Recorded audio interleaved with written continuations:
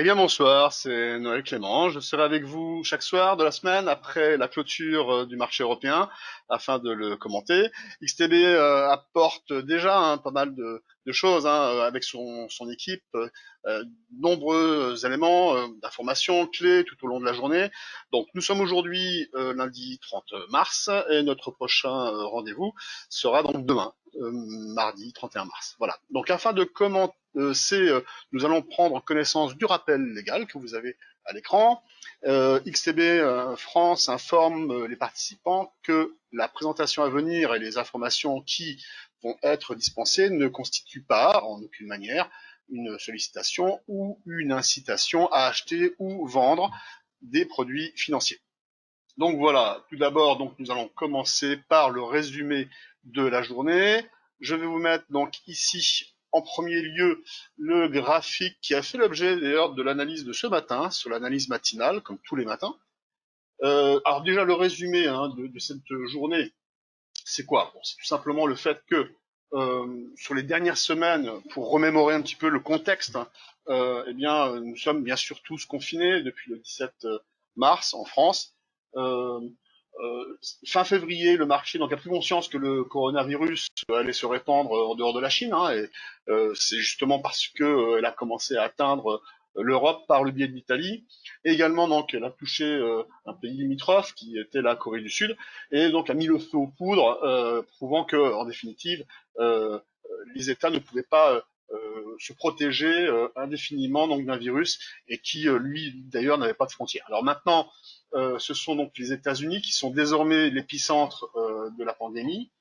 À un moment donné, donc c'était la Chine, après c'était l'Europe, maintenant ce sont les États-Unis. Alors, depuis là, donc nous avons donc bien sûr dépassé toutes les frontières, puisque nous avons dépassé je dirais les 100, on est à 192 pays. Et ce qui se passe aujourd'hui, c'est que effectivement, le sujet que nous avons chez XTB, il s'agit donc de pouvoir donc vous proposer un service sur le marché de la finance avec tous les actifs qui concernent le CFD, les matières premières, les devises, les crypto-monnaies.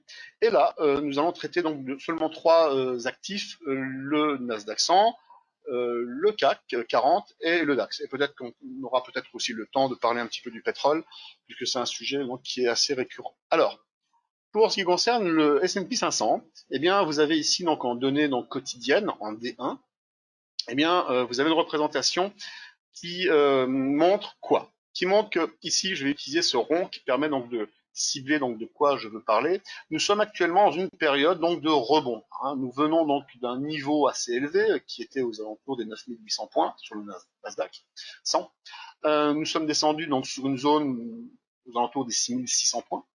Et donc depuis plus d'une semaine, la stratégie donc chez XTB donc était donc de tenter des achats pour jouer le rebond. Là, actuellement, vous avez donc trois lettres A, B, C. Généralement, lorsque l'on est dans une tendance baissière, selon différentes techniques comme Elliott, nous avons donc des phases d'impulsion. 1, 2, 3, 4, 5. La 1 est baissière, la 2 correctrice à la hausse, la 3 est la plus longue à la baisse, la 4 est la correctrice à la hausse aussi, et la 5 qui termine donc le mouvement baissier. Et quand on corrige, eh bien, nous faisons donc des corrections en trois vagues, en ABC. C'est d'ailleurs pour ça donc que vous avez donc ces fameux ABC. Et donc l'idée c'était quoi? C'était donc de venir chercher donc un point bas pour rentrer à l'achat et rentrer donc sur des positions constituées, donc une ligne d'achat sur le Nasdaq aux alentours donc de la zone des 7112, 7275. Alors ce matin, nous avons ouvert fortement en baisse. Depuis, nous avons donc fortement rebondi, puisque là actuellement donc le marché est situé donc dans une zone qui est pour, par exemple, le Dow Jones, tout le monde le connaît, on regagne environ 500 points. Bon, l'idée c'est quoi? C'est que nous avons actuellement sur le Nasdaq, c'est commun donc à tous les marchés des États-Unis, il y a une triple résistance qui est constituée par quoi? Par un niveau, comme vous voyez ici en rouge, entouré de noir, qui concerne donc un gap baissier. C'est un trou de cotation qui a été créé donc le jour où eh bien, nous avons eu donc un décalage à la baisse. Il s'agissait donc du 8 mars, où nous avons eu un plus bas précédent, donc qui était le 6 mars, qui était le lundi, qui était donc à 8311. Depuis, nous l'avons refermé, puisque nous sommes remontés donc à 8380. Mais pour clôturer et invalider donc ce type de gap baissier, qui sont très négatifs justement pour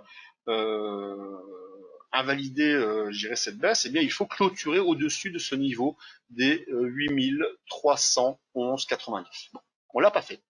Donc, ce qui fait que ce niveau de résistance perdure, et tant que nous ne serons pas clôturés au-dessus, donc elle va donc résister. Et également, nous avons aussi deux moyennes mobiles. Bon, celles que j'utilise sont des moyennes mobiles donc qui sont tirées donc de Fibonacci, hein, qui est d'ailleurs célèbre au niveau de ses retracements. En orange, 144 périodes, en violet, 55 périodes. Et lorsque nous avons donc des croisements à la baisse, comme c'est le cas là, eh bien nous avons ce que l'on appelle donc des croix mortelles. Donc là, il s'agit d'une croix qui est terriblement baissière. Donc c'est un deuxième niveau de résistance. Et le troisième, eh bien, est constitué justement par un retracement donc à 50%, qui fait que lorsque l'analyse avait été faite, elle avait envoyé donc les prix justement sur la zone des 7500 points, qui était donc une zone de prise de profit. Là maintenant, il est possible que nous ayons effectivement terminé cette fameuse vague A pour aller rechercher donc la partie basse, donc justement sur la zone des 7100, 7300. Évidemment, on ne connaît pas l'avenir. L'idée, c'est quoi? C'est donc d'arriver donc à attraper donc un point bas pour après donc viser donc une cible qui se situerait aux alentours des 8100 points, 8200 points. 8100, 8200 points, à peu près.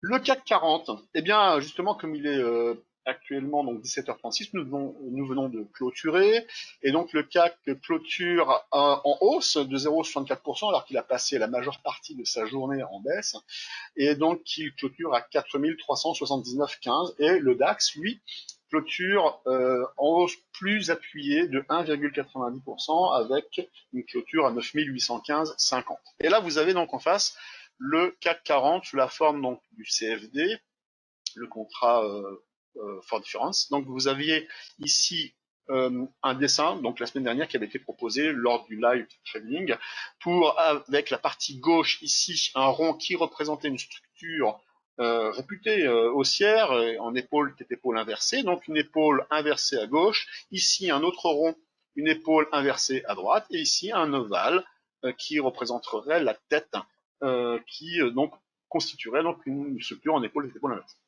La partie en rouge ici noir, eh bien, constituait donc un gap baissier, mais en données intraday, en données 60 minutes. Est-ce que vous avez donc ici, la partie là, ici, il s'agit donc d'un gap baissier, mais daily, donc en données quotidiennes, qui est donc le plus important au niveau donc de l'influence négative.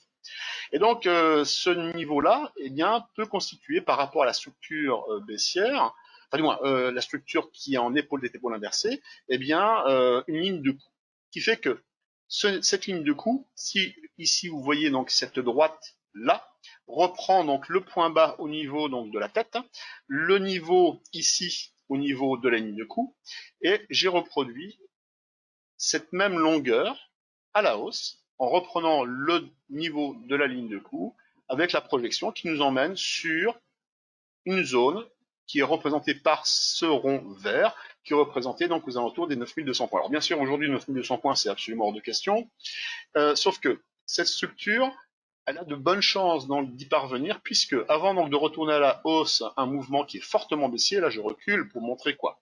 Que la moyenne mobile à 144 périodes, dont on a parlé tout à l'heure, qui est également commune ici en H1, c'est-à-dire en données horaires, sur minutes, eh bien, avant donc de repasser à la hausse, il faut d'abord l'aplatir. Et on en parle déjà depuis plusieurs semaines, enfin depuis une semaine, depuis plusieurs jours, et le fait qu'elle soit aplatie maintenant donne une chance à cette structure haussière en épaule d'épaule de pouvoir donc transformer l'essai en direction des 5200 points. Donc on en reparlera.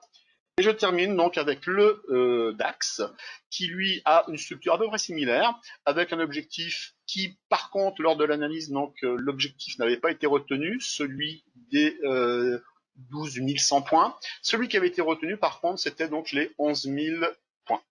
Il y avait donc un premier objectif qui a été atteint, qui était à 10 150 précisément, lors de l'analyse matinale. Donc c'était donc du vendredi, non pas de la semaine dernière, mais de la semaine d'avant.